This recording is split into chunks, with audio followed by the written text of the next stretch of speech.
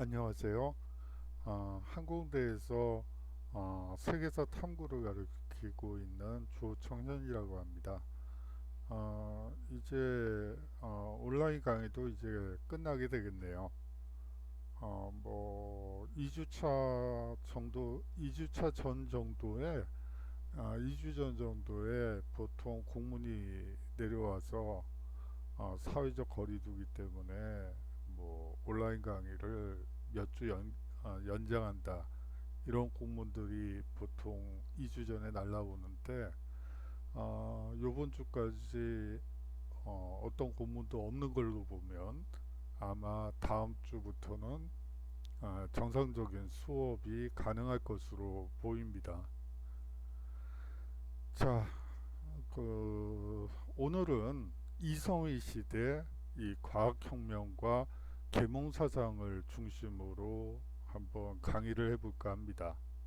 하지만 저번 시간에 못한 부분들이 있어서 일단 그 부분들까지 한 다음에 과학혁명과 계몽사상까지 한번 살펴보도록 하겠습니다.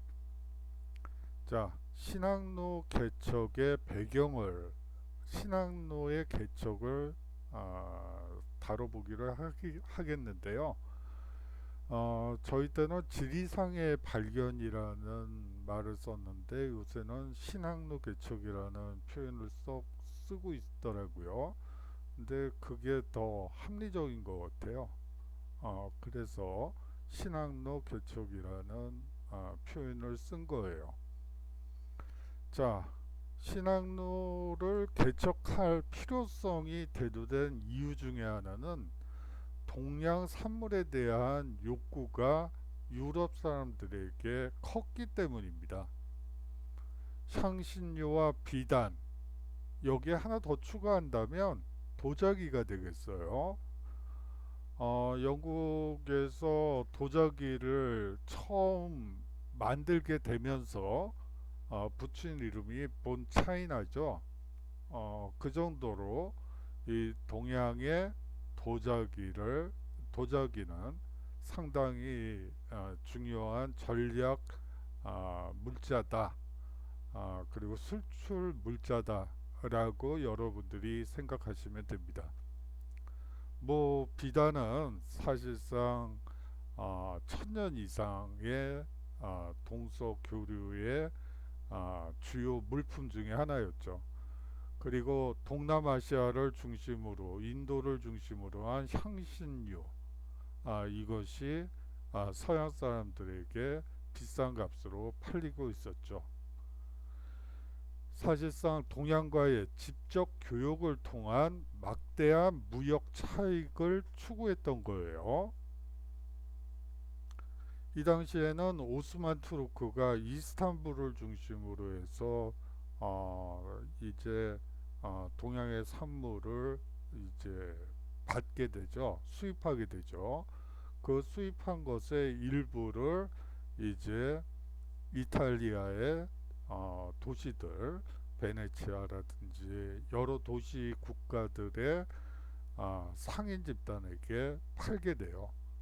근데 그 무역 차익이 상당히 컸죠. 그렇기 때문에 동양과 직접 교역을 할 수 있다면, 그 소위 말해서 중개 무역을 벗어나서 직접 교육을 할 수 있다면 얼마나 좋을까, 국가 이익을 위해서 얼마나 좋을까라는 생각을 하게 됐던 것이죠. 동방에 대한 호기심이 증대했던 것도 사실입니다. 프레스토 존의 전설이라든지 마르코 폴로의 동방견문록 등은 이 동방에 대한 호기심을 증대시켰죠. 아, 거기에 덧붙여서 과학기술이 발달하게 됩니다. 바로 대양 항해가 가능한 지구 구형설, 그리고 나침반, 조선술, 항해술이 발달하게 되었던 것이죠.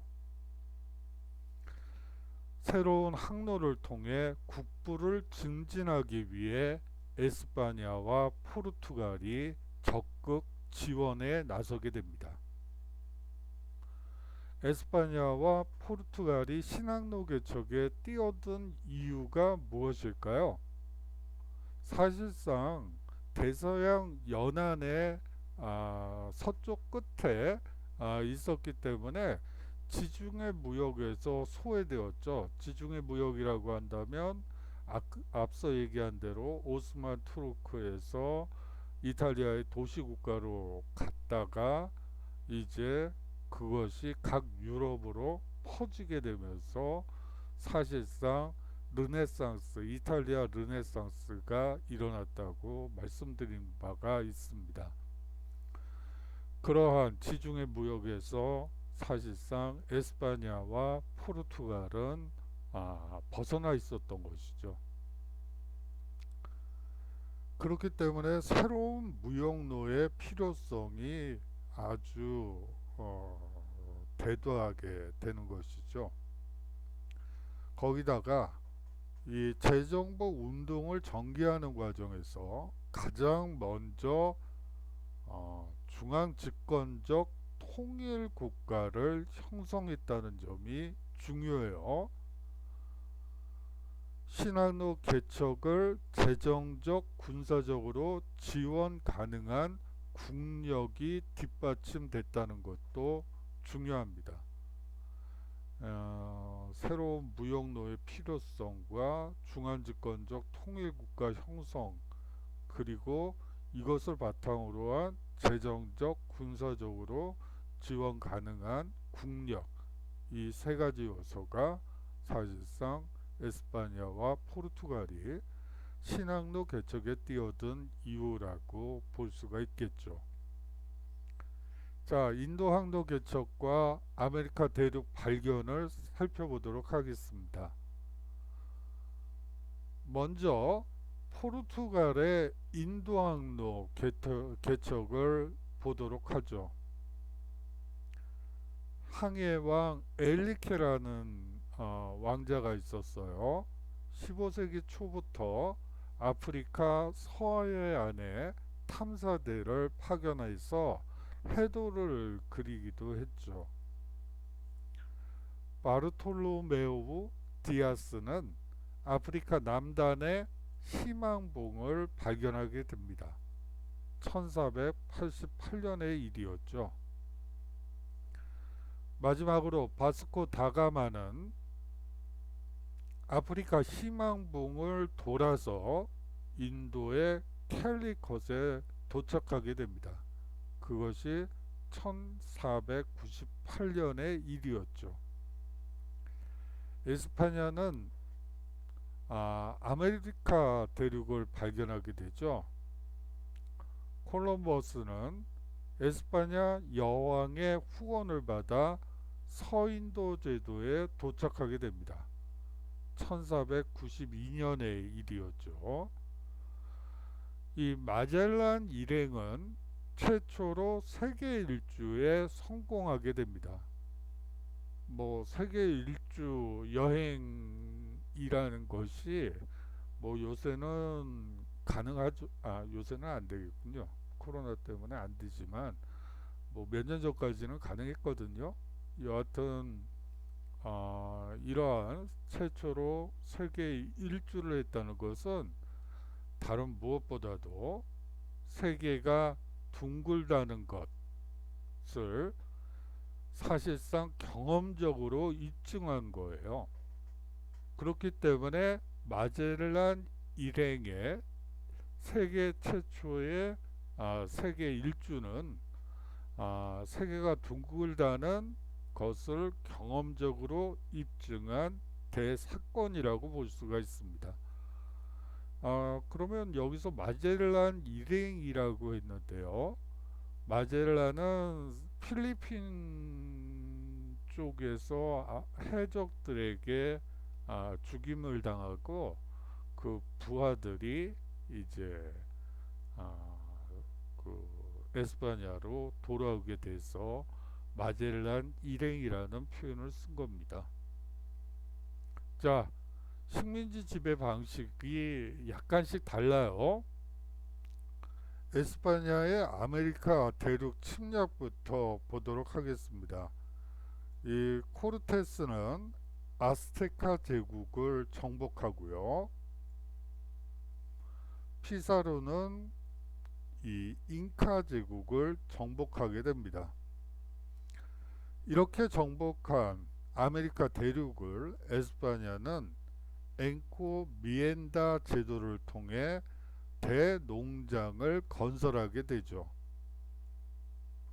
원주민이 내 노동력을 착취해서 사탕수수와 담배 재배 같은 노동 집약적 농사를 짓게 합니다. 이 엔코미엔다는 쉽게 얘기하면 영주제라고 여러분들이 생각하시면 돼요. 그것을 에스파냐 사람들은 엔코미엔다라고 말합니다. 이러한 원주민 노동력 착취는 대농장 건설로 끝나는 게 아니에요. 당시에 광산 개발에 이 노동력을 많이 투입시켰죠. 그렇게 하면서 그렇게 되면서 막대한 양의 금과 은을 에스파냐로 운송하게 됩니다. 사실상 유럽인의 사륙 그리고 가혹한 착취로 인한 아메리카 원주민 인구의 급격한 감소가 이루어진다는 점 말씀드리고 싶고요. 유럽에서 전해진 천연두와 홍역 등의 전염병이 아메리카 원주민 인구 감소의 가장 큰 이유 중에 하나예요. 전염병이죠. 이 전염병과 관련해서는 유럽에서 시작된 전염병은 거의 없다고 보면 되고요. 대부분 아시아 계통이나 아프리카나 인도나 뭐 이런 지역에서 전염병이 시작이 돼요. 이 얘기는 저번 시간에 했었군요. 흑사병 얘기하면서 또 반복할 필요는 없겠네요. 죄송합니다. 자, 포르투갈의 아시아 진출을 한번 보도록 하죠. 식민지 지배 방식이 다르다고 했는데 어떤 차이가 있는지 한번 눈여겨보시면 좋을 것 같아요. 이 포르투갈은 간접 지배 방식을 채택합니다. 사실상 거점 항구만 장악한 채 향신료 무역 독점에만 중점을 두었어요. 이 향신료 무역을 독점한 이유 중에 하나는 향신료가 유럽인들에게 대표적인 이 당시의 사치품이었죠. 귀족을 상대로 한 사치품이라고 생각하시면 돼요. 부르주아나 귀족을에게 팔기 위한 것이었죠. 사실 고기라는 게 누린내가 나잖아요. 그 누린내 혹은 생선의 비린내를 없애기 위해서 이 향신료를 이제 뿌리게 되는데 이 유럽에서 생산되는 향신료는 별로 없어요. 몇 가지가 있긴 하지만 그것은 사실상 향신료라기보다는 약재에 더 가깝다고 보시면 돼요. 뭐 유럽에서도 초창기 의학, 약학은 대부분 약재를 그러니까 뭐 나무나 버섯이나 뭐 그런 류의 이 식물들을 활용하기 때문에 그 약재로 많이 쓰지 향신료로는 그 생산량도 적고 그렇기 때문에 쓸 수가 없었죠. 자, 노예 무역과 삼각 무역에 대해서 한번 살펴보도록 하겠습니다. 노예 무역은 8세기 이슬람 상인에 의해 시작되었다고 합니다. 신항로 개척 이후 유럽인에 의해 본격화되죠.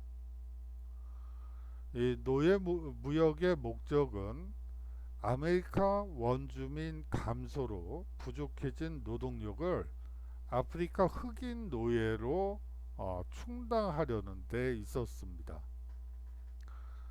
주요 국가를 살펴보면 이 노예 무역은 15세기 포르투갈 상인이 독점하게 됩니다. 이후 네덜란드, 영국, 프랑스 상인으로 확대되게 되죠. 이 삼각 무역은 대서양을 가로질러 유럽, 아메리카, 아프리카를 잇는 삼각 무역이 성립이 되는데요. 유럽에서 아프리카로 먼저 가죠. 대부분 구슬이나 면직물들을 가지고 갑니다. 그래서 부족장들을 만나서 이제 노예 사냥을 하는 경우는 종종 있는데 대부분 부족장을 통해서 노예를 이제 그 구슬과 유리와 그리고 면직물을 주고 노예를 이제 데리고 가죠. 그 다음에 아메리카로 가서 그 노예를 팔고 이제 금은을 싣고 이제 마닐라, 필리핀 마닐라로 향하게 됩니다.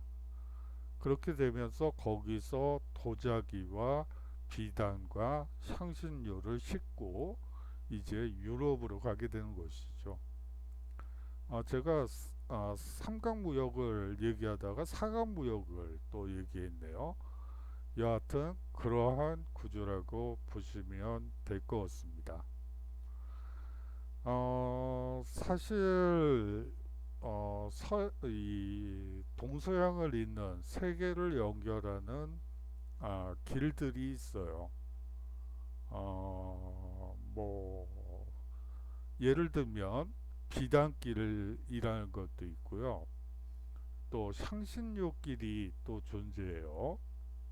그리고 황금길도 존재하고 찻길도 존재합니다. 찻길이라는 것은 차에 마시는 차의 교역로라고 보시면 돼요. 제가 번역한 책 중에 슈퍼로드라는 어린이를 대상으로 한 책이 한 권이 있는데요. 사실은 뭐 어른들이 읽어도 상관은 없어요. 5가지 길을 한번 전체적으로 조망할 수 있는 책이어서 한번 번역한 적이 있었어요. 지금도 그게 한 6년 전 얘기군요. 뭐 여하튼 그 책을 보시면 이 인류가 만들었던 이 길이 어떻게 인간에게 영향을 미치고 왜 그 저쪽 서양은 동양에, 동양은 서양에, 아프리카는 또 이국적인 곳에 관심을 갖게 되는지 잘 나타나 있어서 재밌게 번역했던 책이었던 것 같습니다. 뭐 그렇고요. 관심 있는 분들은 뭐 과제로는 내지 않겠습니다. 자, 신흥로 개척의 결과가 있습니다. 당연히 결과가 있겠죠. 유럽 중심의 세계 경제 체제가 성립했다는 거예요.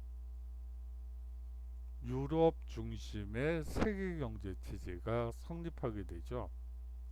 아울러 근대 자본주의가 발전하게 됩니다. 중요해요. 자, 신항로 개척에 따라 가격 혁명이 이루어지게 됩니다. 뭐 쉽게 얘기하면 인플레이션이라고 생각하시면 돼요. 그러면 이 시기의 인플레이션율은 어느 정도 될까요? 한 10년간 30%였던 걸로 기억을 해요. 자, 10년간 30%면 뭐 지금 현재랑 거의 비슷하죠. 그런데 무슨 가격 혁명일까요? 그리고 무슨 인플레이션일까요? 당시는 이제 봉건제 사회였죠. 봉건제 사회에서는 인플레이션이 사실상 뭐 흉년이 들었거나 뭐 이럴 때 가격이 뭐 곡물가만 오르죠. 뭐 이런 식이에요. 당시에 공업 생산품들은 수공업 생산품들은 가격이 이미 그 정해져 있죠. 상인 조합을 통해서 수공업 조합을 통해서 이미 가격은 정해져 있어요. 거기에 인플레이션이라는 건 존재하지 않아요. 단합 가격이기 때문에 그러던 것이 이 봉건제 사회에서 이 신항로가 개척되면서 갑자기 물건값이 치솟기 시작하죠. 그러면서 사회적 혼란이 야기되게 됩니다. 신항로 개척 이후 아메리카 대륙에서 유럽으로 금과 은이 유입되어 물가가 폭등하게 되죠. 사실상 이 폭등은 뭐 폭등이라고 했는데 여하튼 인플레이션은 봉건 지주에게 큰 타격을 입히게 됩니다. 대부분의 경우 이제 화폐지대를 부역 대신에 받게 되는데 사실상 물건으로 현물지대일 때는 뭐 상관이 없죠. 그냥 고정이에요. 그런데 이 인플레이션이 되면서 사실상 봉건 영주에게 주게 되는 그 지세, 다시 말하면 아, 지세가 소장료가 사실상 낮아지는 효과가 발생하게 됩니다. 그러면서 상공 시민계층과 농노의 지위가 향상되는 것이죠. 가격혁명은 사실상 이점, 즉 봉건 지주에게 타격을 주고 아울러 상공 시민계층과 농노의 지위 향상에 영향을 미쳤기 때문에 그 점 때문에 가격혁명은 상당히 중요한 혁명이었다고 말할 수 있을 것 같습니다. 그 다음으로 상업혁명이 벌어지게 됩니다. 이제 광대한 해외 시장이 등장하게 되죠. 근대적 기업, 주식회사를 얘기해요. 금융제도가 또 근대적인 금융제도가 성립하게 됩니다. 은행을 얘기하는 거예요. 근대적 기업 형태인 주식회사가 나타나게 되는데 요거는 말이죠. 우리가 생각하는 민간 기업이 아니에요. 이 주식회사라는 거는 이 당시에 주식회사는 전부 국영기업체라고 여러분들이 보시면 돼요. 대표적인 주식회사는 인도에 있는 동인도 회사라든지 뭐 아메리카 대륙에 있는 서인도 회사 뭐 비롯해 가지고 전부 국영기업체들이에요. 사실 근대적이라는 표현을 쓰기가 좀 그런 게 이게 중앙 집권 국가가 형성되는 과정에서 상비군과 관료제가 만들어지는 과정이 있었죠. 그 과정에서 사실상 국왕이 현금이 많이 필요했죠. 뭐 사실상 국왕이 돈줄이 마르기 시작하면 이제 주식회사를 동원을 해요.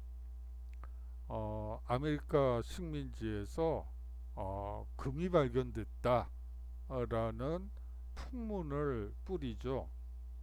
그러면서 이제 그렇게 되면 그러면 이제 막대한 이익이 생기겠구나 하고 사람들이 이제 주식에 투자를 하게 돼요.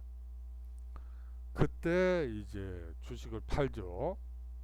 그 다음에 주식이 이제 그것이 풍문이라는 사실을 알게 된 일반 백성들이 투매를 하게 되죠.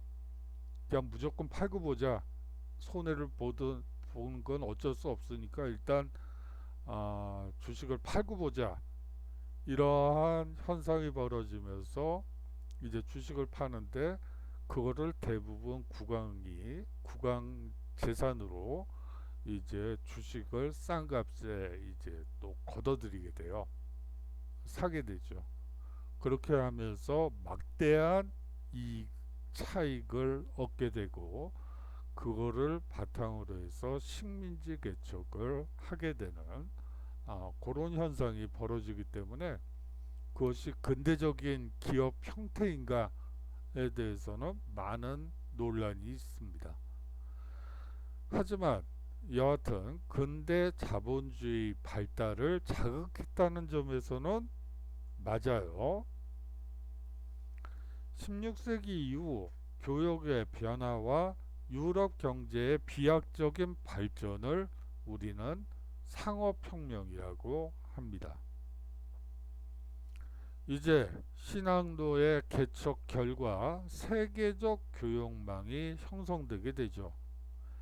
아프리카, 유라시아 교역망에 아메리카 지역이 통합되었습니다. 유럽이 주도하는 세계적 교역망이 형성된 것이라고 볼 수가 있겠죠. 자, 절대왕정의 성립을 살펴보도록 하겠습니다.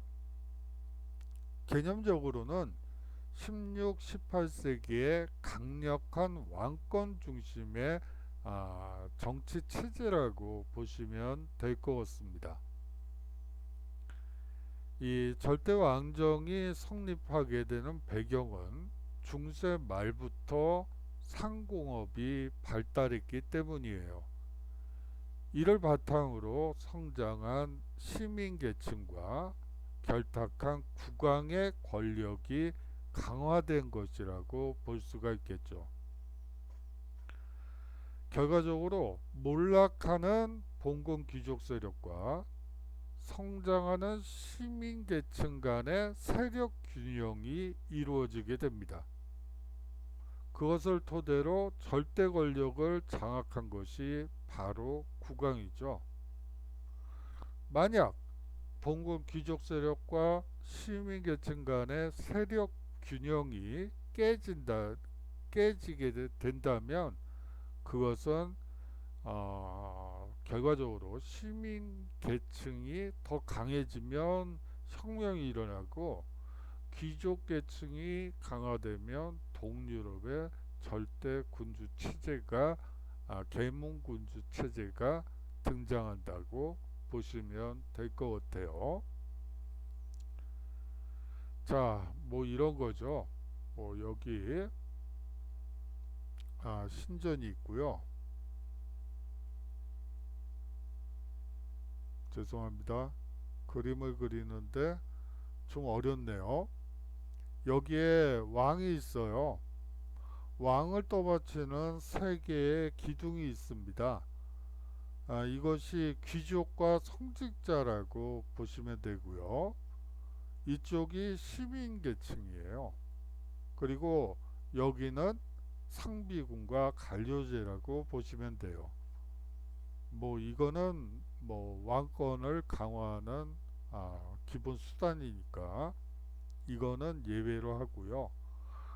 만약에 귀족 계층이 강하면 어차피 절대왕정은 성립할 수가 없죠.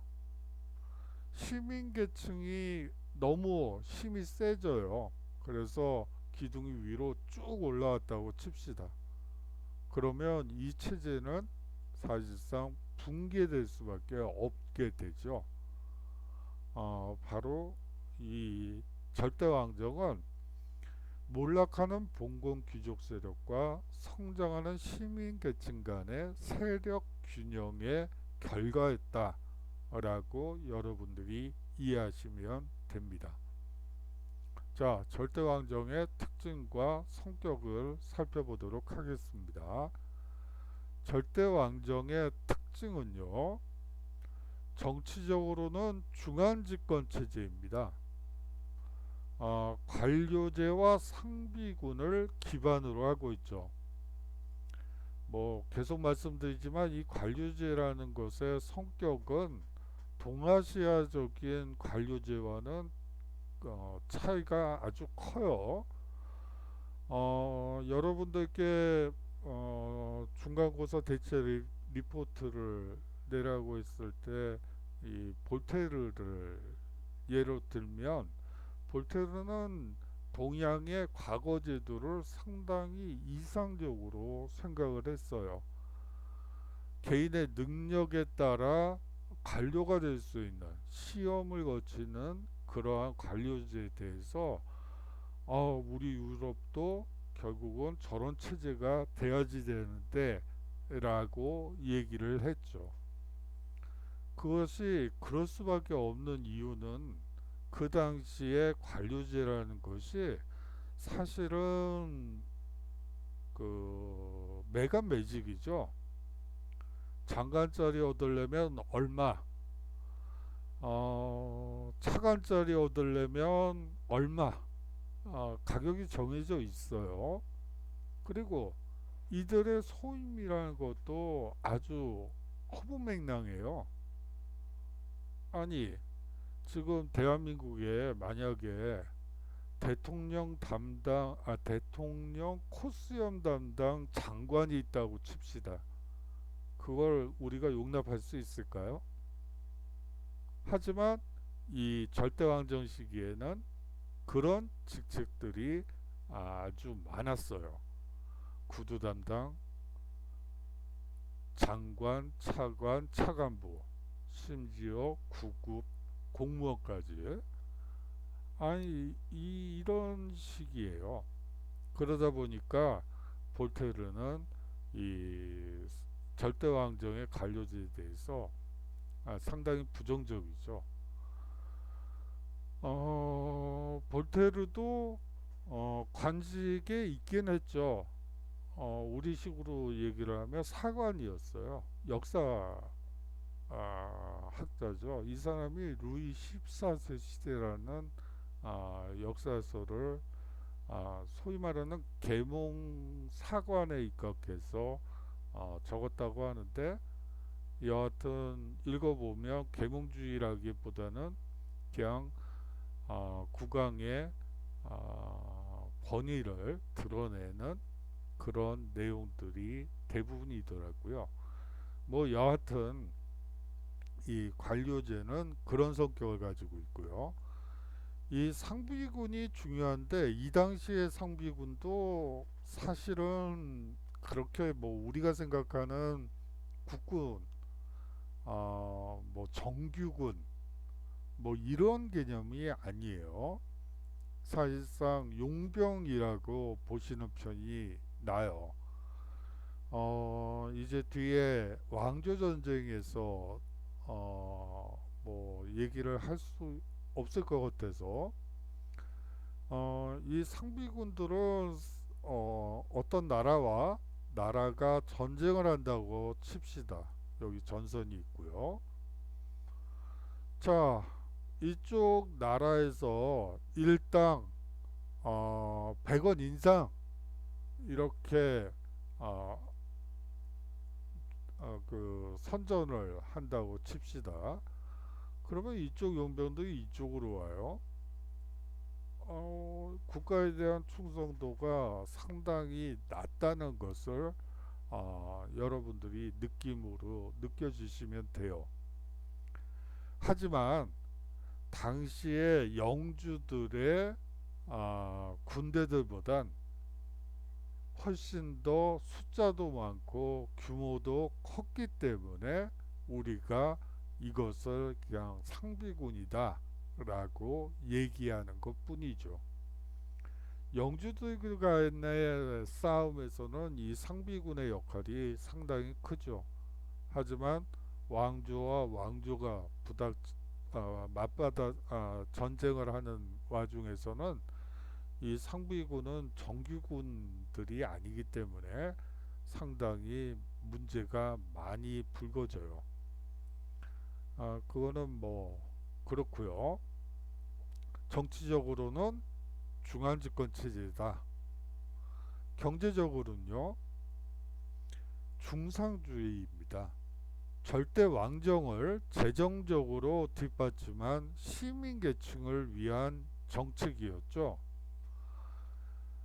중앙집권 체제를 구축하기 위해서는 많은 돈이 필요했어요. 관료들에게 돈도 줘야지 되고 상비군 용병들에게 돈도 지급을 해야지 되잖아요.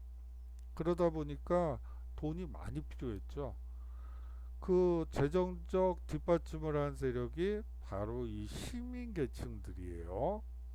그렇기 때문에 이들이 더 많은 세금을 내게 할 수 있도록, 그리고 또 더 많은 국가 헌납을 유도하기 위해서 중상주의 정책을 채택하게 됩니다. 요거는 뒷 슬라이드에서 살펴보도록 하고요. 아울러 사상적으로는 왕권 신수설을 주장하게 되죠. 왕권의 절대성을 사상적으로 뒷받침해 줍니다. 자, 절대왕정의 성격을 한번 보도록 하죠. 사실상 중세 봉건사회에서 근대 국민국가로 이행하는 과도기에 나타난 정치 형태예요. 봉건적 특권과 신분제, 봉건적 지대징수 등의 봉건적 잔재가 유지되었던 것이죠.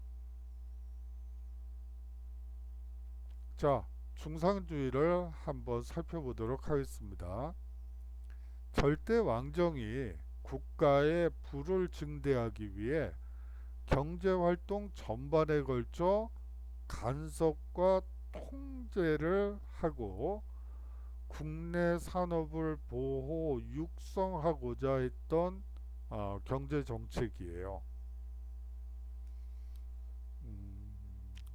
사실 아담 스미스의 국부로는 이러한 절대 왕정의 간섭과 통제를 증오하면서 쓴 책이라고 보시면 돼요.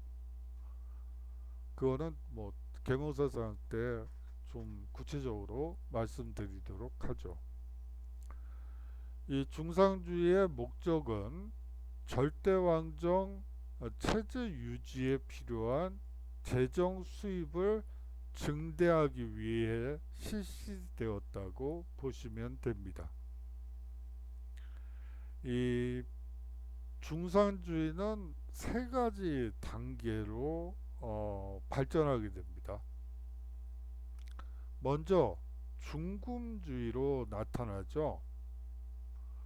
화폐로 사용하는 금을 부의 원천으로 보아 해외로부터의 구매 유입 증대를 국가 정책으로 삼은 것이 중상주의 1단계라고 보시면 되겠습니다. 2단계가 있죠. 이것은 무역 차액주의라고 보시면 돼요. 무역 수지라고 보시면 되죠. 사실상 보호 관세를 설정해서 수입을 억제하고 수출을 장려하는 경제정책이라고 보시면 됩니다. 무역의 차익으로 국부의 축적을 도모했다고 보시면 되겠죠. 자, 다음으로 3단계가 있습니다. 이것은 산업보호주의라고 보시면 되고요. 국내 산업 육성이 가장 중요해요. 그리고 외국의 기술을 도입하는 것이죠. 아울러서 식민지를 획득하여 본국 위주로 경영하는 것도 사실상 산업보호주의의 한 방법 중에 하나였어요. 자, 여기서 외국의 기술을 도입한다고 했는데요. 뭐 요새처럼 라이센스를 돈 주고 사오는 게 아니고, 이 당시는 스파이들이, 산업 스파이들의 활동이 아주 본격화되죠. 일본도 초기 산업화 단계에서는 그러한 기술 도용, 기술 훔치기, 이것으로 사실상 열강에, 나중엔 열강이 되지만, 초기 산업화 과정에서 이 외국 기술을 도용하거나 훔치는 것은 어떻게 보면 그럴 수밖에 없는 필연적인 구조가 있었기 때문이죠. 거기에 대해서 뭐 여러 책들이 존재하는데, 뭐 관심 있는 분들은 그 소개해 드리도록 하죠. 자, 중상주의의 결과 상공업에 종사하는 시민계층이 성장하게 됩니다.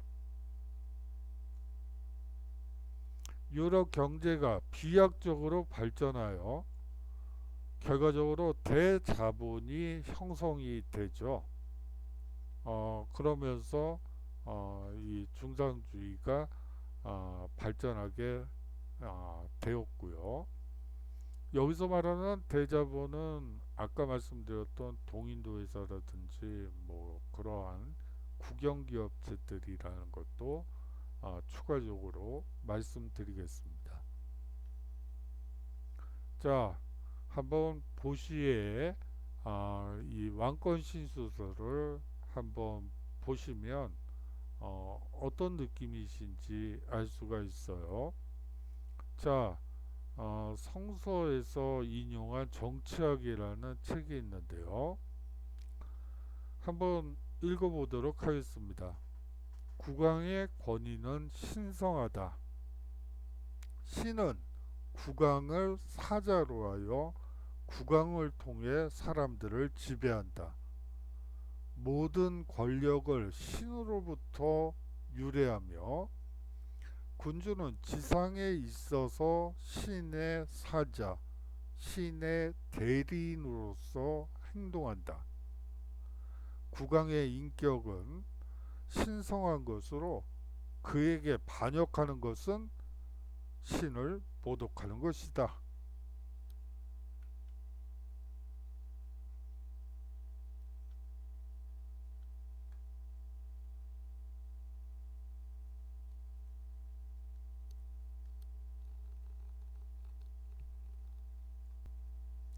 자, 에스파냐의 절대 왕정을 살펴보도록 하겠습니다. 이 재정복 운동을 통해 중한 집권적 통일 국가를 유럽 최초로 만들게 됩니다. 그 여세를 몰아 신항로 개척 이후 거대한 식민지 제국을 건설하게 되죠. 아메리카 식민지에서 막대한 양의 금문이 유입되게 됩니다. 사실상 유럽에서 가장 먼저 절대 왕정을 확립하는 계기가 되죠. 이슬람이라는 적과 싸우는 과정에서 중앙집권적인 통일국가가 이루어지고, 앞서 얘기한 바대로 그 힘을 신항로 개척에 투여하게 되죠. 그러면서 가장 먼저 절대왕정을 확립하게 됩니다. 이 에스파냐의 전성기는 펠리페 2세 시기로 신대륙과 지중해를 포함한 거대한 식민 제국을 건설하게 됩니다. 레판토 해전에서 오스만 제국을 교태하고 지중해 해상권마저 장악하게 되죠. 아주 중요한 해전이죠. 그의 함대는 무적 함대라는 별명을 얻게 되죠. 뭐 어떤 나라의 축구팀을 상징하는 말들이 있죠. 그 중에 스페인, 에스파냐는 뭐 무적 함대라고 하죠. 여기서 나온 말이에요. 이러던 에스파냐도 쇠퇴를 하게 되죠. 사실상 가톨릭 강요 정책으로 네덜란드가 독립하게 되고요. 국내 산업을 육성하지 못해 경제가 쇠퇴하게 됩니다. 영국의 절대 왕정을 살펴보도록 하겠습니다. 헨리 7세 때 장미 전쟁을 수습하고 튜더 왕조가 성립됐죠. 헨리 8세는 수장법을 반포함으로써 종교 개혁을 단행했습니다.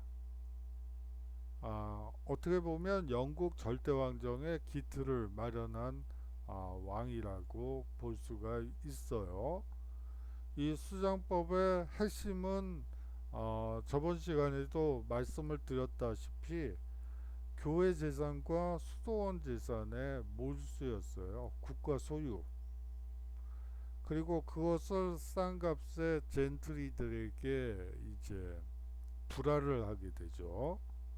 그렇게 되면서 사실상 투더 왕조를 지지하는 백성들의 숫자가 증가하게 되는 거예요. 뭐 그런 거 그렇게 설명드리면 이해가 어떨지 좀 이해가 되시나요? 그냥 혼자 말하고 반응은 뭐 안 들리고 뭐 이렇게 하다 보니까 저 자신이 자폐증에 빠지고 있다는 느낌도 드네요. 코로나가 무서운 게 아니고 저한테는 자폐증이 더 무서운 것 같아요. 죄송합니다. 여하튼 절대 왕정의 전성기가 있죠. 이 엘리자베스 1세 시대라고 보시면 됩니다. 통일령을 반포하여 영국 국교회를 확립시키게 되죠. 우리나라에서는 성공회라고 하죠. 에스파냐의 무적 함대를 이 엘리자베스 1세 때 격파하게 되고 결과적으로 해상권을 장악하게 됩니다. 동인도 회사를 설립해서 해외 시장 개척에도 상당히 중요한 역할을 하게 되죠.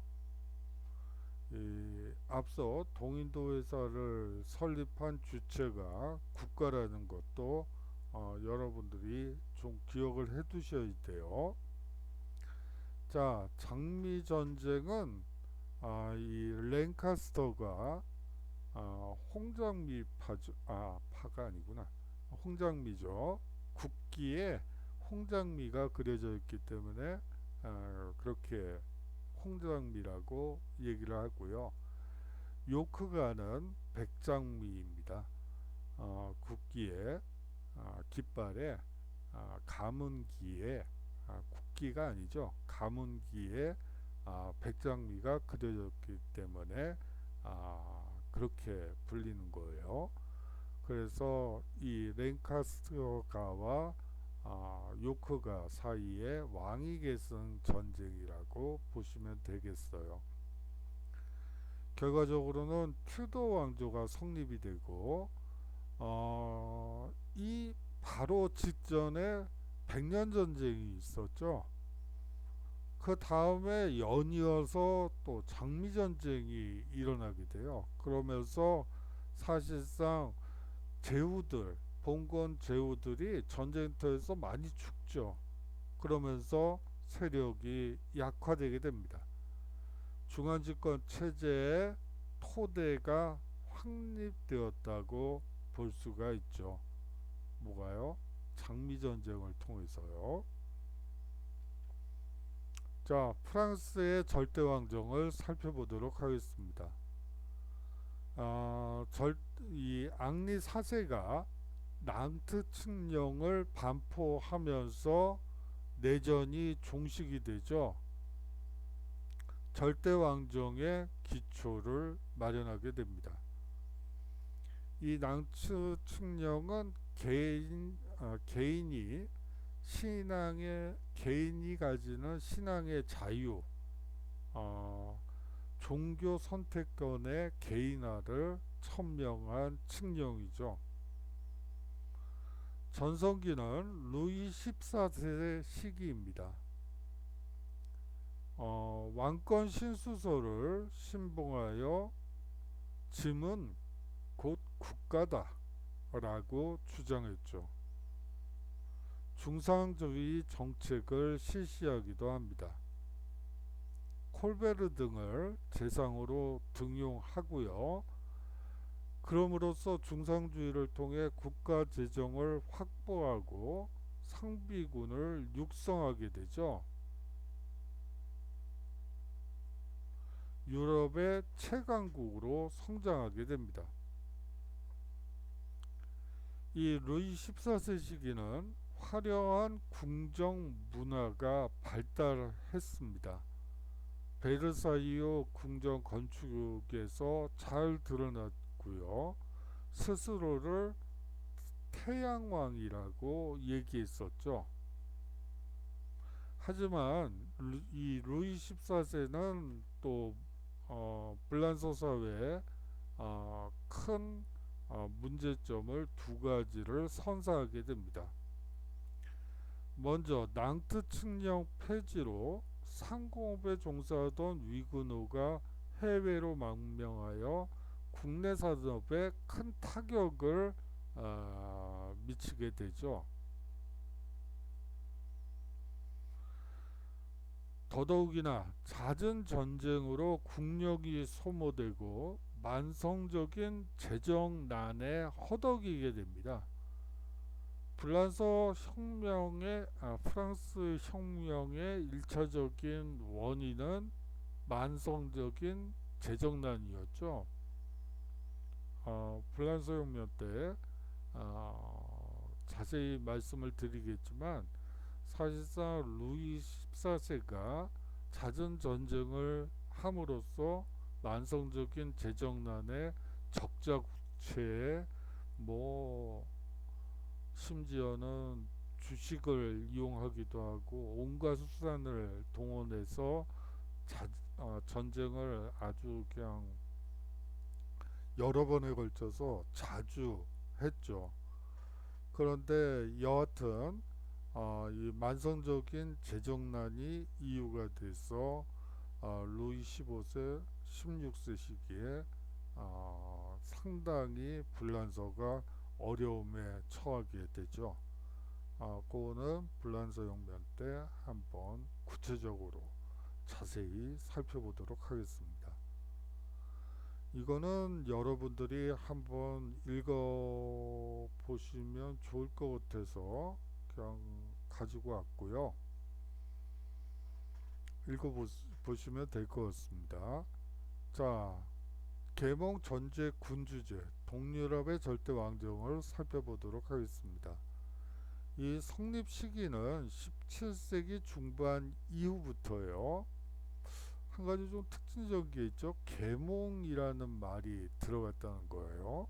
왜 들어갔을까요? 자, 이 동유럽 절대 왕정의 성립 배경은 이 도시와 상공업 발전이 늦었던 동유럽의 사회 경제 구조 때문입니다. 이거는 독일어로는 이런 단어가 있다고 해요. 존 더 백이라고 하는 건데, 아이고 어렵네요.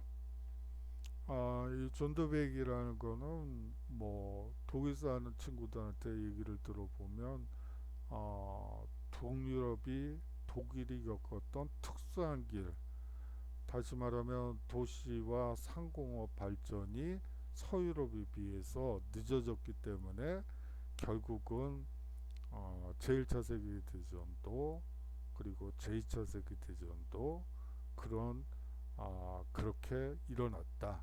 뭐 이런 거에 논리적인 기반이더라고요. 근데 뭐 여하튼 이 동유럽의 사회 경제 구조가 서유럽에 비해 늦었기 때문에 어쩔 수 없이 계몽 전제군주가 등장할 수밖에 없었다라고 설명하는 것이죠.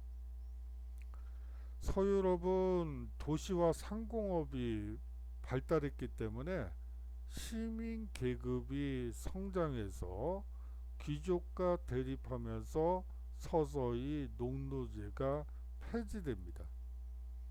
거기에 비해서 동유럽은 상공업의 발전과 시민 계급의 성장이 미약했기 때문에 농노제가 그대로 유지되었다는 이 점 때문에 이 계몽 전제군주가 탄생했다라고 흔히들 얘기하죠.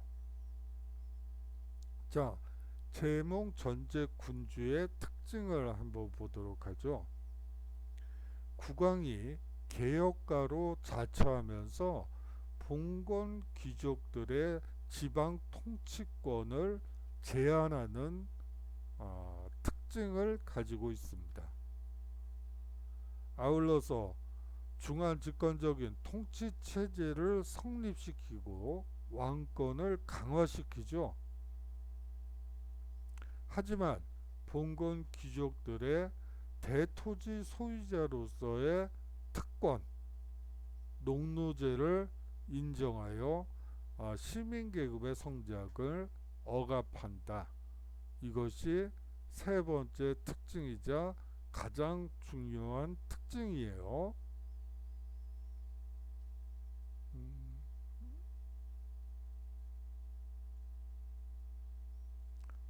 봉건 귀족들의 특권, 농노제를 인정한다는 점이죠. 그래서 시민계급의 성장을 억압한다. 이것이 특징입니다. 이 17, 18세기의 계몽주의 시대에 스스로를 계몽군주라 자처하며 계몽 사상의 이념에 따라 일정한 근대화 개혁을 시도했던 전제군주죠. 프로이센의 프리드리히 2세와 러시아의 에카테리네 나 2세가 전형적인 예입니다. 일반적으로 계몽 전제군주는 절대주의의 성립, 전개 과정에서 시민 계급의 성숙이 늦거나 자본주의의 발전이 뒤진 단계의 나라에서 봉건 계급의 저항을 억누르고 위로부터의 개혁자로서 출현하는 것이죠.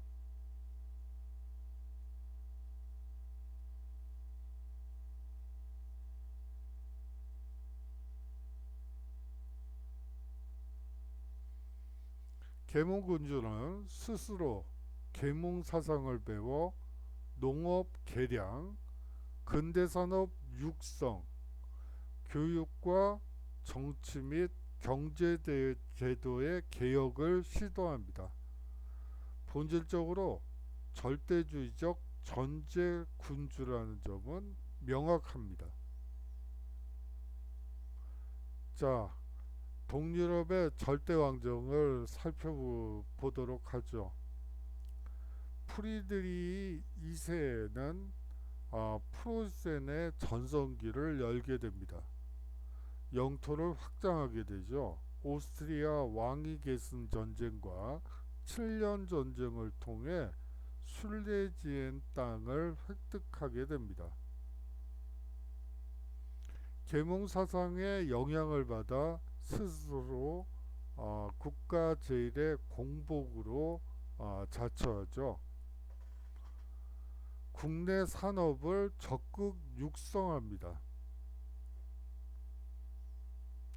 국가 제1의 공무원이라는 뜻이죠. 뭐 그렇게 보는 편이 낫겠네요. 오스트리아는 신성 로마 제국 황제의 자리를 독점한 이 합스부르크 왕가가 지배하고 있었어요. 요제프 2세가 계몽 전제 군주를 자처하며 내정 개혁을 시도했죠. 하지만 보수층의 반발로 실패하게 됩니다.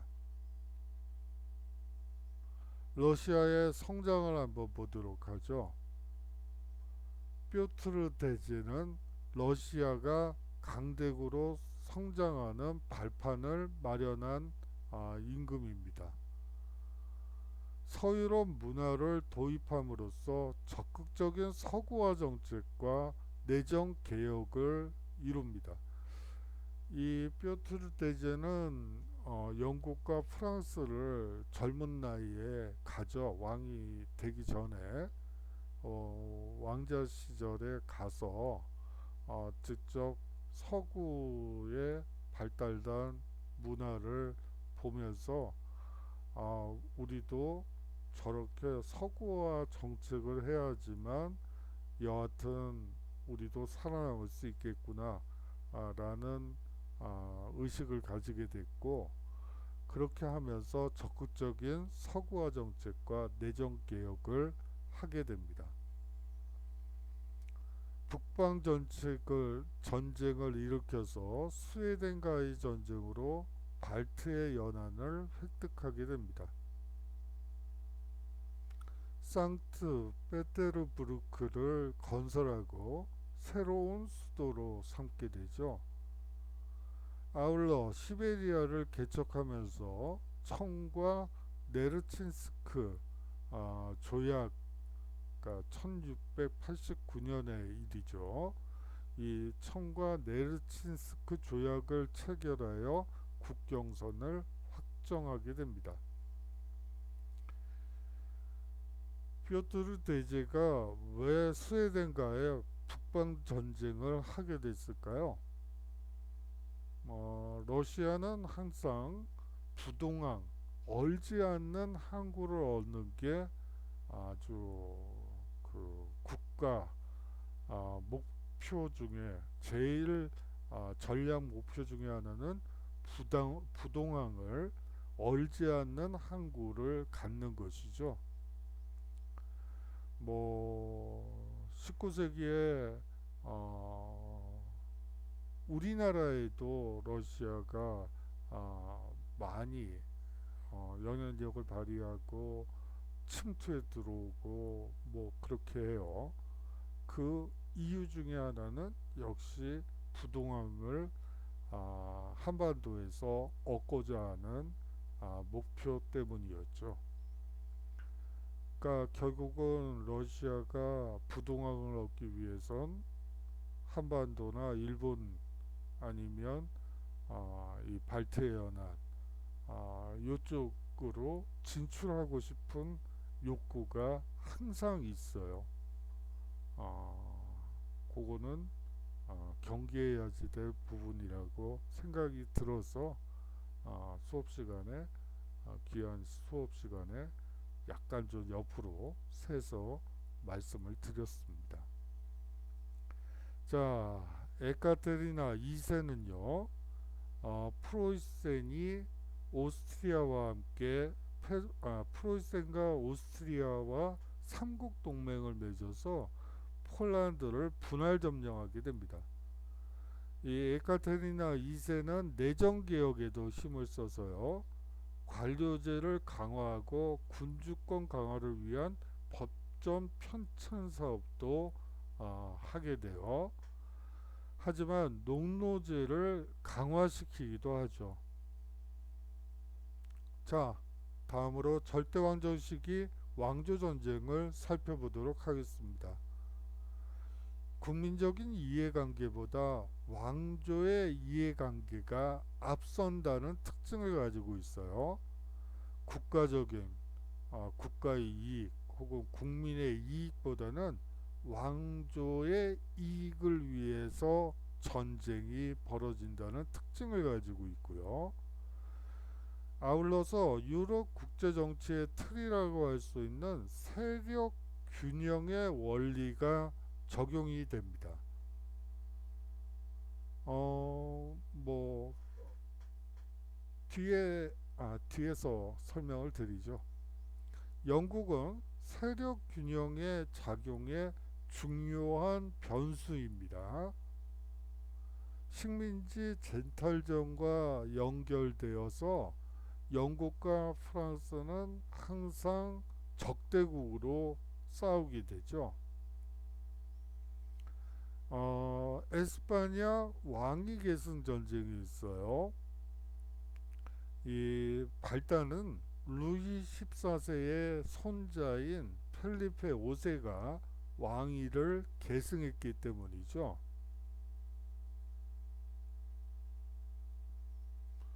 프랑스와 에스파냐가 한 팀이 되고 영국, 오스트리아, 네덜란드가 반대편을 형성해서 소위 말하는 에스파냐 왕위 계승 전쟁이 벌어지게 됩니다. 결과는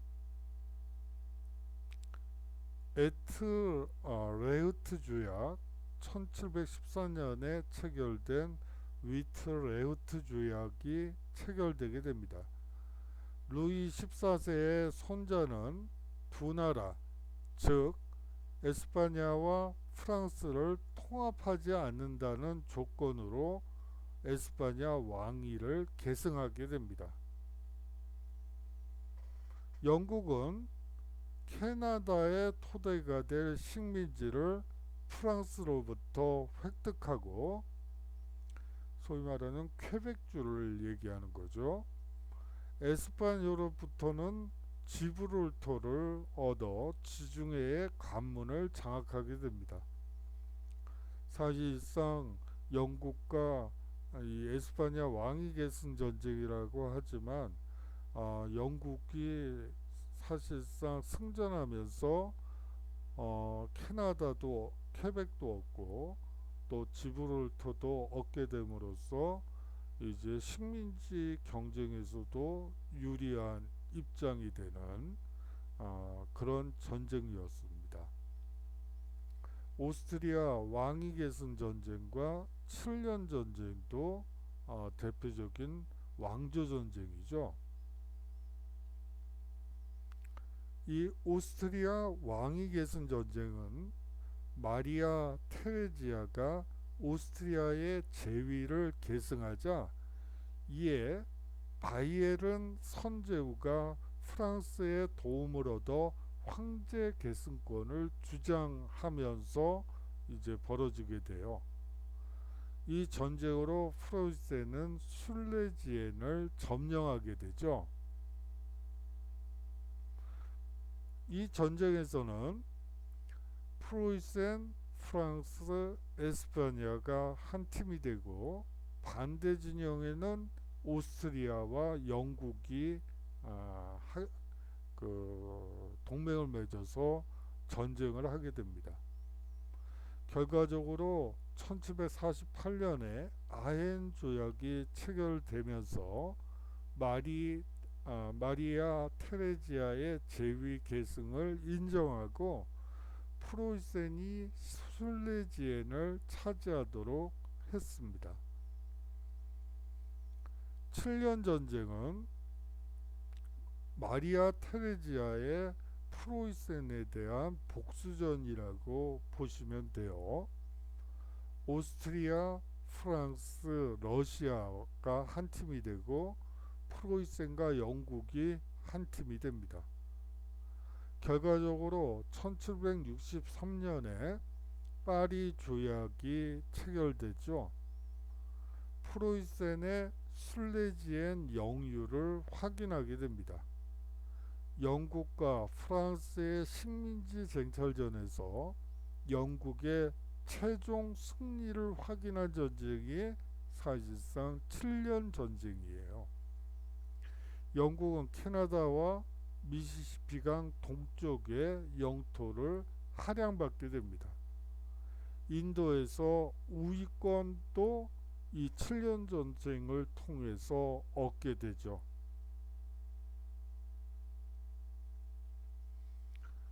어,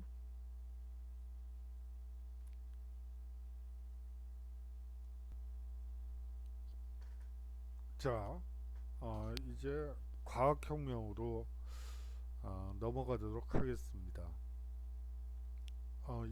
이성희 시대 과학혁명과 계몽사상이라고 했었는데, 어, 뭐 일단 나가죠.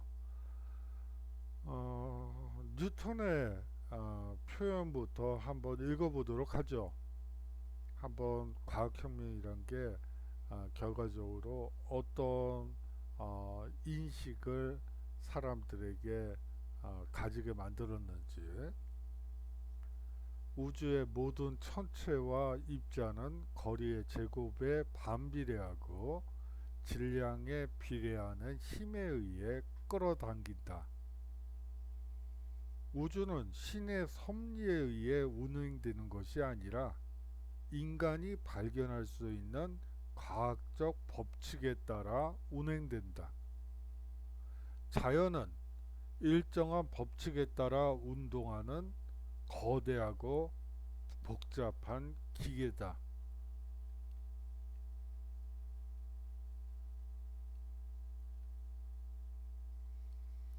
자, 과학혁명이 이루어지면서 인류에게 많은 것을 주었죠. 그 초기 과정은 사실은 어떻게 보면 고난의 연속이라고 볼 수가 있어요. 이 코페르니쿠스라는 분이 있었죠. 천체의 회전에 관하여 라는 책에서 지동설을 처음으로 얘기를 했습니다. 여기에 설이라는 표현이 있었던 것에서 드러나듯이 이것은 하나의 가설이에요. 뭐 경험적으로 실측적으로 밝힌 것이 아니라 그렇게 보면 어떨까 정도로 이해하시면 될 것 같습니다. 이렇게 되면서 지동설을 주장하게 되자 교리로 천동설을 주장하고 있던 기존 교회와 유럽인의 세계관이 동요하게 되죠. 이거는 어디까지나 약간 뒤의 얘기예요. 이 코페르니쿠스는 파문을 당해서 뭐 나중에 그게 아니구나 참. 제가 기억이 왜곡이 됐네요. 이분은 자기 이름으로 이 책을 내지 않았어요. 자기가 죽은 다음에 이 책을 출판하게 되죠. 친구인 인쇄업자에게 내가 죽은 다음에 이 책을 내 천체의 회전에 관하여라는 제목을 붙여서 출판하도록 하고 이제 사망을 하게 돼요. 그렇게 사망한 이후에 이 지동설을 담은 이 천체의 회전에 관하여라는 책이 나왔기 때문에 사실은 이분은 뭐 파문을 당한다든지 그럴 일이 없었죠. 그렇긴 하지만 여하튼 이 지동설이 책자로 나오면서 기존 교회와 유럽인의 세계관이 동요한 것은 당연하다고 보입니다. 다음으로 케플러가 있죠. 이 화성의 타원 운동을 확인하게 됩니다. 지동설을 더욱 심화시켰죠. 이 케플러도 사실은 수학적인 방식으로 타원 운동이 아니겠느냐고 이제 설명을 해요. 이것도 역시 경험적인 방법보다는 사실상 가능성, 지구가 둥글다고 보는 게 맞는 거 아니야? 라는 가능성을 얘기했던 것이죠.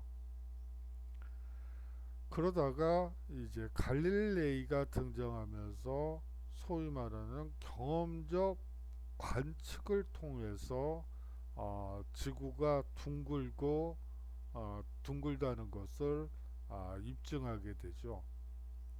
망원경을 이용하여 달, 태양, 목성 주위의 행성 등을 관찰했습니다. 관측했어요. 물론 이 당시 망원경이라는 게 여러분들이 초등학교 때 천체 망원경 사셔서 아마 하늘을 보셨을 거예요. 그 정도의 망원경이 있었다면 아마 갈릴레이는 더 많은 발견을 했겠죠. 뭐 이게 1000배 정도의 망원경을 가지고 달, 태양, 목성 주위의 행성 등을 관측한 거니까요. 여하튼 이 망원경을 이용했다는 것은 이 경험적인 방식으로 세계가 둥글고 천체를 관측한 최초의 일이었다. 그리고 세계가 지구가 둥글다는 것을 또 경험적으로 입증한 사람이 그 마젤란 일행이라는 거, 이 점 두 가지만 말씀을 드릴게요. 뉴턴은 만류 인력의 법칙을 발견하게 되죠. 자연 법칙을 수학 공식으로 표현해냈습니다. 기계론적 우주관을 확립했던 것이죠.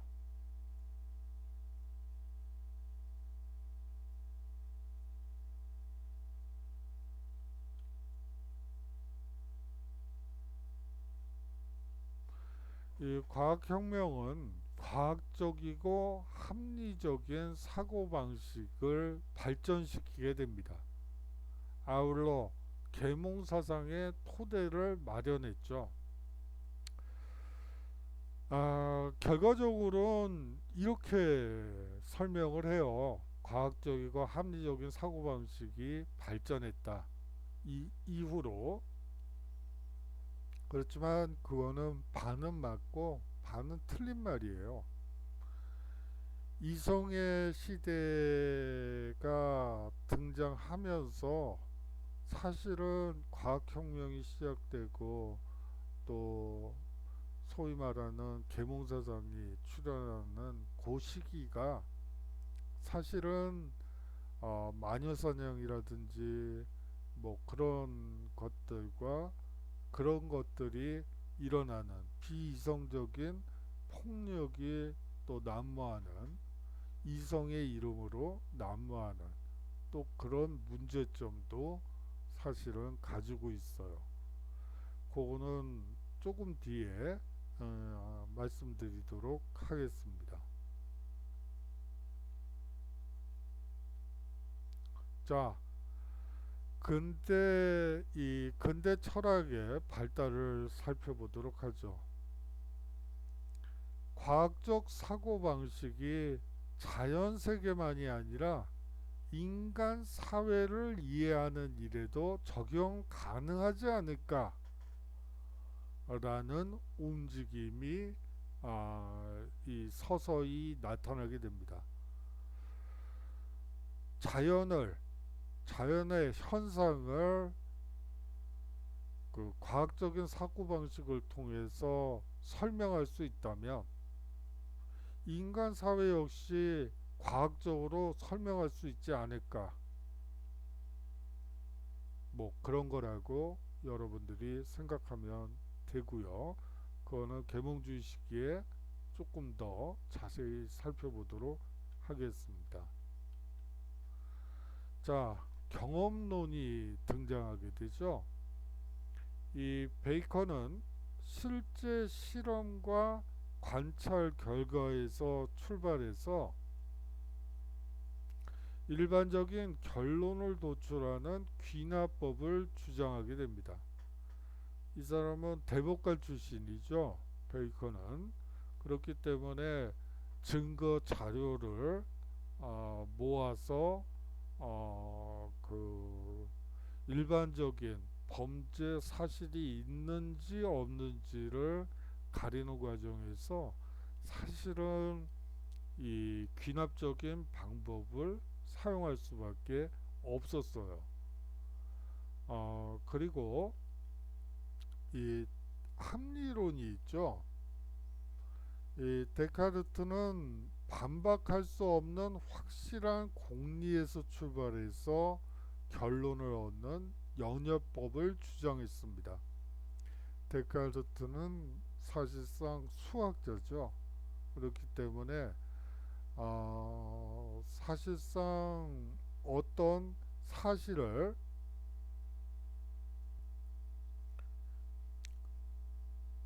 데카르트는 사실상 이런 거죠. 과연 저 방법밖에 없을까? 다른 방법도 있지 않을까? 뭐 이런 식의 사고방식을 가졌다고 볼 수가 있어요. 처음에 회의적으로 생각을 하고 그 다음에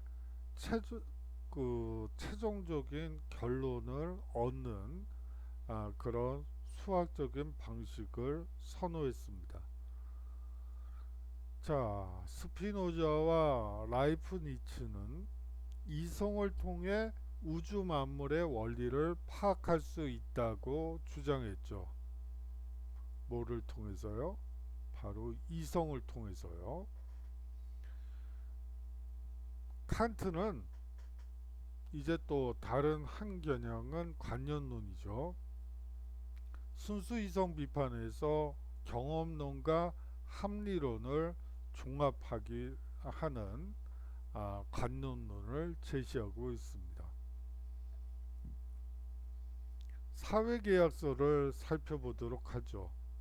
자연법 사상의 바탕을 두고 개인 사이의 합의나 계약을 통해 국가와 사회가 출현하였다고 보는 주장이에요. 자, 여기서 핵심은 합의나 계약이죠. 자, 그러면 홉스부터 한번 살펴보죠. 인간의 자연 상태를 만인에 대한 만인의 투쟁이라고 보았습니다. 자연 상태의 개인은 평화와 안정을 위해 계약을 맺고 자연권을 군주에게 양도한다는 것이죠. 사실상 절대 왕정을 옹호한 것입니다. 자, 이 말은 무슨 말이냐면 인간의 자연 상태는 만인에 대한 만인의 투쟁이다. 이게 무슨 얘기죠? 그냥 노상 싸운다는 얘기죠. 뭐 이건 내 거야, 이건 누구 거야, 이건 무조건 내 거죠. 뭐 여하튼 인간의 자연 상태는 사람이 만나기만 하면 싸운다. 뭐 이런 거예요. 그런데 맨날 싸우다 보면 피투성이가 되겠죠. 그렇기 때문에 평화와 안정을 위해선 뭐가 필요할까요? 바로 괴물이 필요한 거죠. 리바이던이라는 괴물이 필요한 거예요. 괴물이 딱 무게중심 잡고 이렇게 너희들 싸우지 마. 이거는 이런 거야. 알았지? 이렇게 되는 게 바로 평화와 안정이라고 보았던 것이죠. 그렇기 때문에 계약을 맺고 자연권을 군주에게 양도했다고 주장한 것입니다. 그러므로 결과적으로는 절대왕정을 옹호한 것이라고 볼 수가 있겠죠. 자, 로크를 한번 살펴보죠. 사회 계약으로 수립된 정부가 인간의 기본권을 지켜주지 못할 경우 정부에 저항하고 정부를 교체할 수 있다고 주장합니다. 국민에 의한 혁명을 정당화하는 특징을 가지고 있죠. 명예혁명을 옹호하고요. 미국 독립혁명과 프랑스 혁명에 아주 큰 영향을 미치게 됩니다. 특히 미국 독립혁명에는 이 사람의 주장에 거의 많은 부분들이 들어가 있죠. 루소는 사회 계약을 통한 일반 의지의 형성과 인민 주권이라는 개념을 제시하게 됩니다. 로크와 더불어 시민혁명의 사상적 기반을 제공한다고 얘기를 하는데요. 제가 봤을 때 이 일반 의지의 형성이라든지 인민 주권이라는 개념은 사실은 공산주의나 사회주의에 더 가깝다고 보시는 편이 나을 것 같아요. 부르주아 혁명보다는. 우리가 보통 시민혁명이라고 얘기를 하는데 이 시민이라는 말이 우리말에서 좀 담지 못하는 면들이 많아요. 오해 소지가 많죠. 차라리 그냥 저희 때 배웠던 것처럼 그냥 부르주아 혁명이다 라고 하는 편이 더 좋다는 생각이 들어요.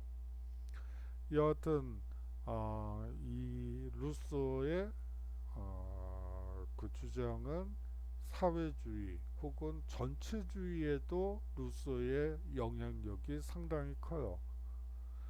이 루소 하면 사실은 재밌는 특징을 가지고 있는 사람이에요. 계몽주의자로 알려져 있는데 이 사람은 문학 쪽에서는 낭만주의자로 분류를 하죠. 어느 몽상가의 산책이라는 소설은 대표적인 그 낭만주의 소설로 얘기들을 하더라고요. 뭐 그런다든지 이분은 이 루소는 처음에 디종 아카데미에서 현상 논문을 공부를 해요. 자, 인류의 학문과 예술은 사실상 인류를 진보시켰는가 아니면 퇴보시켰는가 라는 현상 논문을 공모합니다. 당신은 계몽주의식이잖아요. 그러면 대부분의 사람들이 진보한다고 얘기를 했겠죠. 근데 루소는 그렇게 얘기하지 않죠. 학문과 예술은 인간을 옥매는 쇠사슬에 지나지 않는다. 그것을 깨고 나아갈 때만이 뭐라고 그랬는데 기억이 안 나네요. 뭐 그것을 해야지만 깨고 나가야지만 사회가 진보할 수 있다. 뭐 이런 식의 글을 써서 다시 말하면 진보보다는 그러니까 사회 학문과 예술은 사회 진보에 와 같은 맥락으로 이해한 것이 아니라 오히려 사회를 탈보시키는 한 요인으로 그리고 체제를 유지하는 틀로 기능한다고 루소는 얘기하고 있습니다. 아까 말씀드린 것처럼 낭만주의자이기도 해요. 이 루소라는 사람 자체가. 자, 자유방임주의 경제학은 이 국가가 경제활동에 개입하는 중상주의 경제정책을 비판하면서 나온 경제학입니다. 애덤 스미스는 국부론에서 보이지 않는 손에 의해 조절되는 개인의 자유로운 경제활동을 주장하죠. 자, 보이지 않는 손, 자유주의 이념 형성에 기여하게 되고요. 고전 경제학의 기초를 확립하게 됩니다. 우리가 보통 이 자유주의 이념에서 이 국부론을 이해하는데, 이 국부론의 주석이나 뭐 그런 것들을 읽어보면 또 후반부 얘기들, 경제 파트 말고 뒷부분으로 가면 이제 사회 경제 사회 시스템에 대한 얘기들도 많이 해요. 뭐 거기서 흔히들 얘기하는 게 야경 국가를 얘기를 하는데, 그것보다 더 중요한 게 있어요. 사실은 애덤 스미스가 얘기한 교육을 의무 교육을 시켜야지 된다는 게 애덤 스미스의 아주 구체적인 주장이에요. 왜요? 자유로운 경제 활동을 하기 위해선 이성이 뒷받침이 돼야지 되겠죠. 이성이 뒷받침되기 위해선 교육이 반드시 필요하다는 거예요.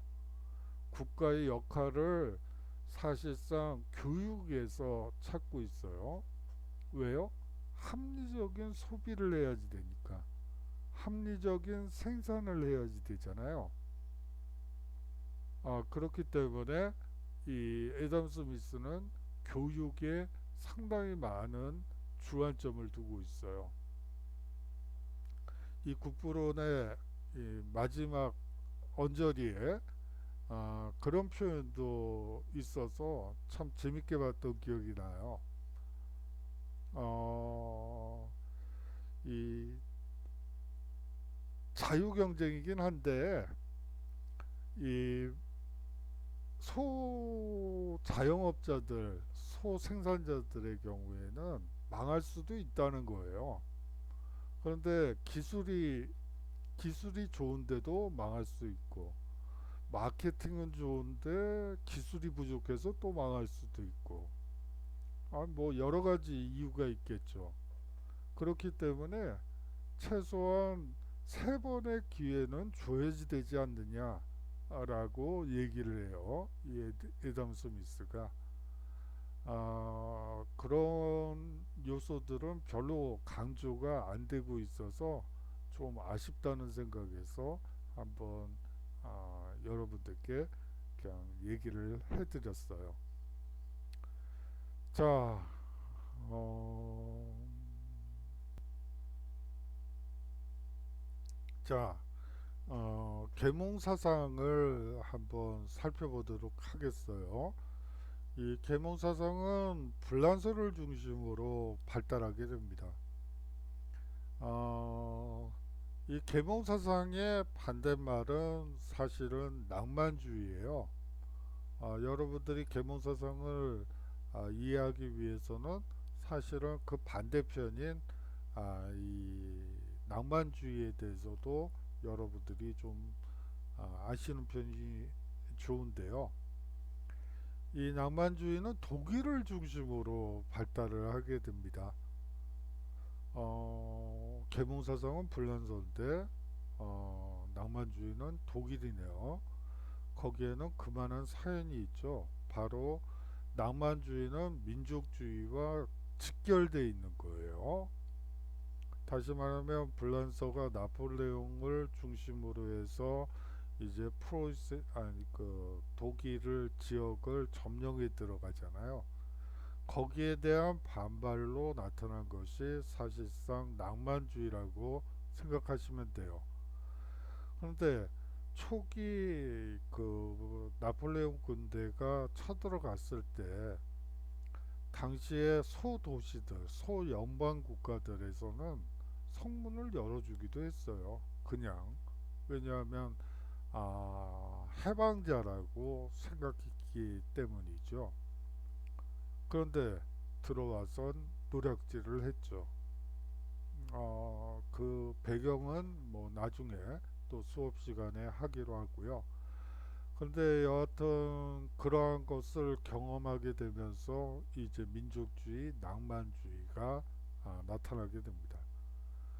자, 그러면 뭐 그거는 뒤에서 또 살펴보기로 하고 지금은 계몽사상을 중심으로 설명드리도록 하죠.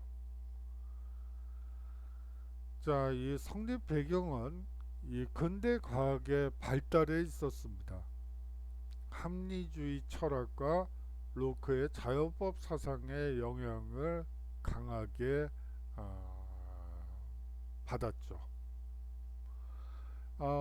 앞서 이 볼테르란 사람이 있죠. 이 볼테르란 사람은 상당히 이 계몽사상에서 중요해요. 왜냐하면 이 사람은 20대 초반에 10대 후반인가 20대 초반인가에 젊은 귀족을 능멸했다는 죄로 이제 영국으로 유폐를 뭐 망명이라고 봐야 되겠죠. 망명을 하게 돼요.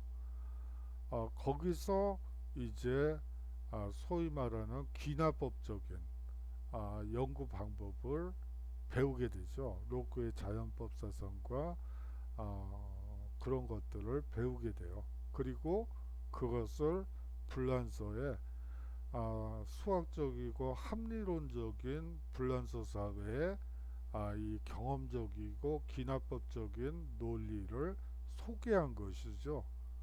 그런 점에서 상당히 중요하다고 볼 수가 있어요.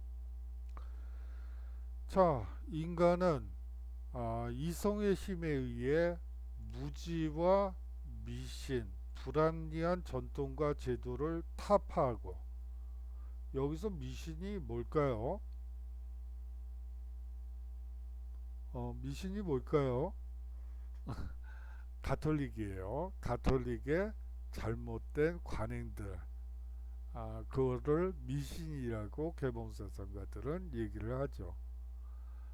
불합리한 전통과 제도를 타파하고 여기서 말하는 불합리한 전통과 제도는 또 뭘까요? 봉건적인 잘못된 전통과 제도를 얘기하는 것이죠. 정치와 사회를 합리적으로 개혁함으로써 인간 사회가 무한히 진보할 수 있다고 주장합니다. 어느 정도로 주장을 하냐면 인간 사회는 무한히 진보할 수 있다. 단 지구가 멸망한다면 뭐 그때는 진보하지 않겠지만 여하튼 지구가 존재하는 한 인간은 무한히 진보한다 라고 주장했죠. 자, 사상가들을 한번 볼까요? 볼테르는요 계몽 군주의 개혁을 지지합니다. 이 사람은 프리드리 2세한테 가서 그 계몽 사상을 직접 교육시키기도 했었죠. 그렇게 해서 그랬었고요. 차이와 다양성을 인정하는 자유주의의 가장 중요한 가치인 관용을 설파했습니다. 뭐 여러분들이 그 중간 레포트에서 읽어보셨잖아요. 그렇죠? 안 읽어보고 짜집기 해서 내셨다고요? 아, 뭐 불행한 일이죠. 어떻게 보면 리포트를 쓸 때 제가 느낀 점을 위주로 해서 쓰라고 했던 이유는 여러분들이 뭐 책을 요약해라 뭐 이렇게 되면 대부분 짜집기를 해오기 때문에 아, 그렇게 안 내고 느낀 점을 쓰라고 했던 거였는데 짜집기가 많아서 좀 불편했어요. 그렇지만 뭐 그래요. 몽테스키웨는 뒤에서 자세히 설명을 드리기도 하고요.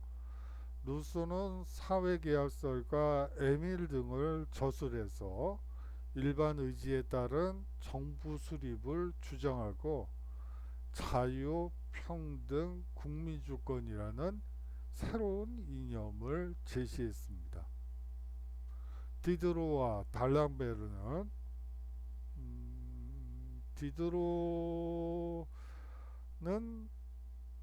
사실은 이 볼테르 그리고 디드로 루소는 이 계몽 사상이라는 게 기본적으로 무지와 미신, 불합리한 전통과 제도를 타파하는 거잖아요. 인간의 이성에 의해, 힘에 의해서. 그렇기 때문에 일반 대중에게 계몽 사상을 알리기 위해서 사실상 희곡을 많이 써요. 이 볼테르도 그렇고 루소도 그렇고 디드로도 그렇고 그래서 문학 쪽에서도 많이들 연구를 하죠. 볼테르가 쓴 희곡 중에 오이디푸스도 있죠. 뭐 여하튼 뭐 계몽주의 버전으로 바꾼 거라고 여러분들이 생각하면 돼요. 계몽주의를 일반 대중에게 어떻게 알릴 것이냐? 문자로요? 문명이 많은데 어떻게 문자로 할 수가 있어요? 그럴 수는 없죠. 그러다 보니까 대중에게 가까이 가기 위해서 연극 공연을 많이 해요. 이 볼테르, 디드로, 뭐 이런 루소 이런 분들이요. 그리고 소설도 많이 내요. 뭐 그렇게 해서 대중들에게 많이 읽히고 또 사람들이 이제 보게 되죠. 연극을 보면서 자유란 저런 거구나. 이성이란 저런 거구나. 라는 것을 쉽게 이해시키기 위해서 희곡을 많이 썼다는 것도 좀 강조드리고 싶어요. 민중 계몽 운동이라고 보시면 되겠죠. 구한말 아니 저기 일제 시대에 자 디드로와 달랑베르 여기서 이 달랑베르라는 분은 아, 사람은 소위 말하는 왜 버려진 애기였어요. 어떤 귀족집에 아, 이제 들어가서 이제 교육을 받게 되고 뭐 그렇게 그게 아니구나. 그 보육원에 가게 되죠. 보육원에서 이제 수학 교육을 전문직 의학 교육을 받고 이제 의사가 되면서 백과전서파로 들어가게 돼요. 쉽게 얘기하면 버려진 애에서 교육을 통해서 이 계몽사상 가로 자리매게 되는 분이라고 보시면 될 것 같아요. 원래 이 얘기를 하려고 한 건 아니었는데 그냥 또 옆으로 샜네요. 디드로와 달랑베르가 백과전서파를 만드는데요. 과학적이고 유용한 지식을 집대성한 백과전서를 편찬하게 됩니다. 이것도 뒤에 슬라이드에서 구체적으로 살펴보죠. 이 계몽사상은 사실상 18세기 시민혁명과 자유주의 발전에 기여하게 됩니다. 시민혁명에 영향을 미치는 것은 루소고요. 자유주의에 영향을 미치는 것은 볼테르고요.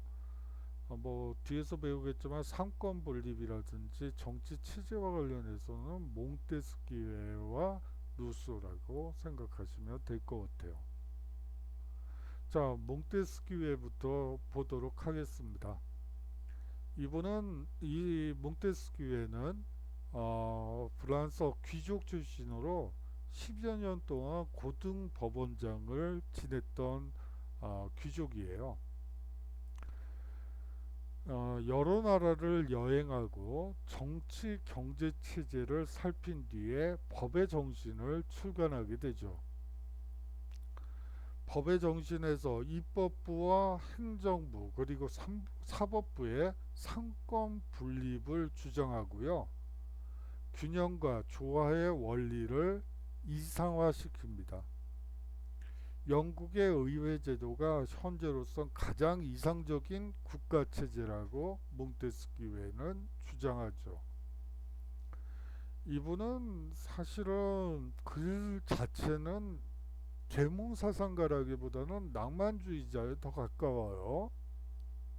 제가 왜 낭만주의다, 계몽주의자를 구분해서 그리고 그런데 뭐 계몽사상가가 뭐 낭만주의적이다 라고 얘기를 하면 여러분들이 를 헷갈리게 하기 위해서 하는 얘기가 아니고 사실은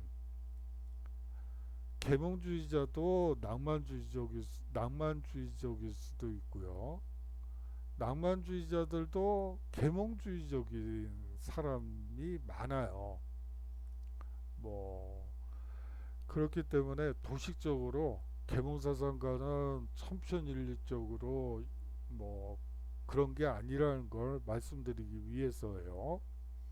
그리고 이 몽테스키웨가 낭만주의적이라는 이유 중에 하나는 여러 나라를 여행하고 정치 경제 취재를 살피는 과정에서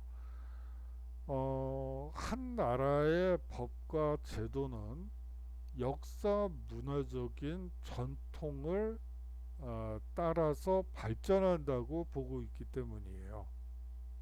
아주 민족주의적이고 민족주의적인 생각이 강하죠. 하지만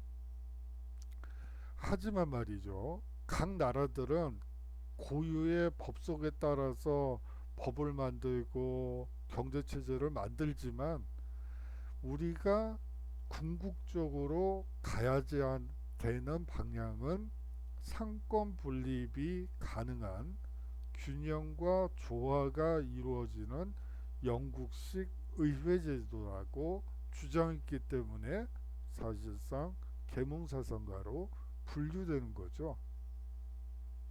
영국의 정치가 행정, 입법, 사법의 삼권이 분리되어 균형을 이뤄 자유가 잘 보장된 것으로 보았기 때문입니다.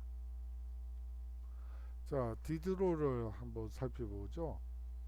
종교와 절대왕정을 공격하여 줄곧 검열과 투옥의 위협을 받으며 활동했어요. 1751년에서 1772년에 걸쳐 총 17권, 도판만 11권으로 이루어진 백과사전을 편찬하게 됩니다. 서문 한번 볼까요? 과학과 기술 분야에서 이뤄진 최신 성과를 전파함으로써 모든 영역에서 미신을 타파하기 위해 싸우고 과학의 진보를 더욱 촉진시키기를 원하기 때문에 이 책을 쓴 것입니다. 백과사전을 편찬했던 것이죠.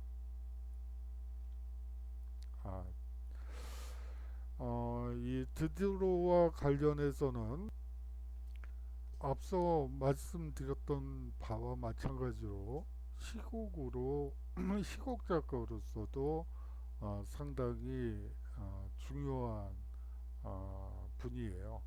뭐 디드로는 소설가이기도 하고요.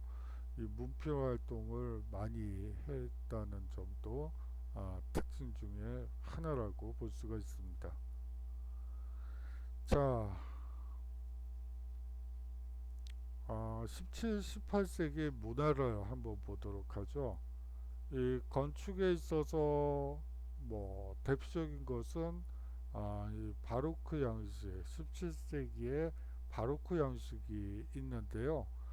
이 베르사유 궁으로 대표되는 바로크 양식은 특징이 화려하고 웅장하며 장엄한 느낌을 줍니다. 왜 장엄할까요?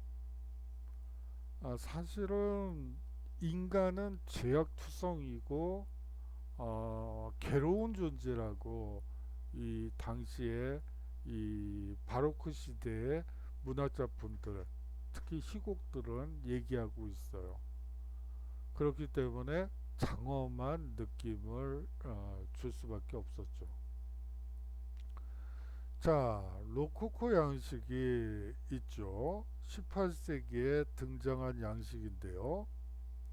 베를린에서 가까운 이 포츠담의 한적한 곳에 위치하고 있는 이 상수시 궁전이 유명합니다.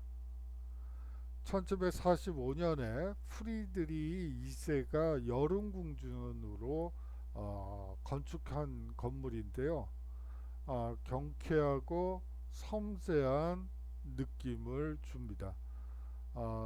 이것은 종교적인 색채가 강했던 바로크 양식과 이 로코코 양식은 다르기 때문이에요. 여기는 종교적인 성격이 강하다면 이쪽은 계몽주의적인 요소가 강하죠. 앞서 얘기한 바대로 프리드리히 2세는 계몽 전제 군주로서 뭐 볼테르 밑에서도 배웠고 디드로도와도 서한을 주고받을 정도로 깊은 관련이 있어요. 그렇기 때문에 인간적인 경쾌하고 섬세한 측면이 많이 나타난다고 볼 수가 있죠.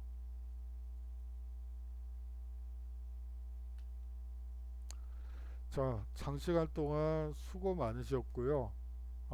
다음 강의에서 또 만나기로 하겠습니다. 자, 그러면 안녕히 계시기 바랍니다. 다음 주에 건강한 모습으로 수업 시간에 만나 뵙도록 하죠. 안녕히 계십시오. 아, 과제를 안 냈네요. 그래서 과제를 하나 드리도록 할게요.